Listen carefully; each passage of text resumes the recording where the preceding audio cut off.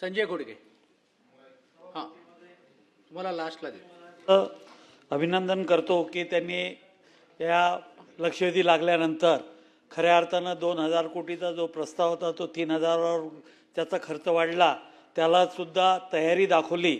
आणि खरं पाहिलं तर 21 पासून त्याच्यात 2021 पासून काही त्याच्यात पुढे झालं नव्हतं. आणि लक्षवेधी लागल्यानंतर कदाचित आता CM साहेबांनी पत्र लिहिलं गेलं, त्याची तयारी दाखवली की जरी खर्च वाढला आहे तरी तो करू. फक्त माझं मंत्री महोदयांना एवढीच विनंती आहे की आपण स्वतः एक अधिकारी सहित जर रेल्वे मंत्र्याची खरोखर भेट घेतली तर हा प्रकल्प 100% मार्ग लागेल.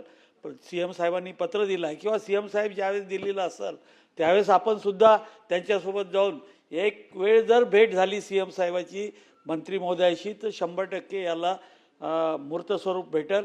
आपण ती भेट घडवून आणणार का, एवढे माझा प्रश्न आहे.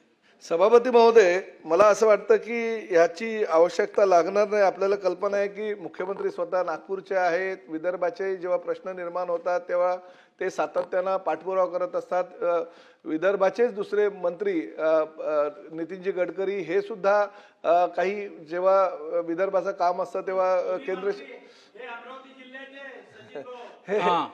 मंत्री हे सातत्यानं पाठपुरावा करत असतात.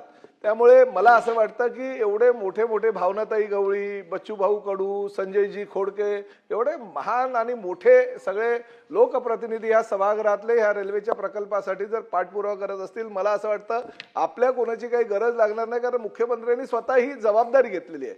आणि 1200 कोटी रुपये खर्च वाढल्यानंतर सुद्धा ती वाढलेला खर्च सुद्धा देण्याची तयारी. खरं तर राज्य शासनाची यामध्ये काही चूक नाही. राज्य शासनाने 2017 साली सुद्धा मान्य केलं होतं की आम्ही एवढे पैसे द्यायला 50% तयार आहोत. आजही 6 म्हणजे जवळजवळ 9 वर्षानंतर राज्य शासन वाढलेल्या खर्चाची जर तयारी दर्शवत असेल तर नक्कीच हा प्रकल्प लवकरात लवकर येणार आहे. आणि त्यामुळे मला असं वाटतं की लोकप्रतिनिधींची जी मागणी आहे ती योग्य आहे.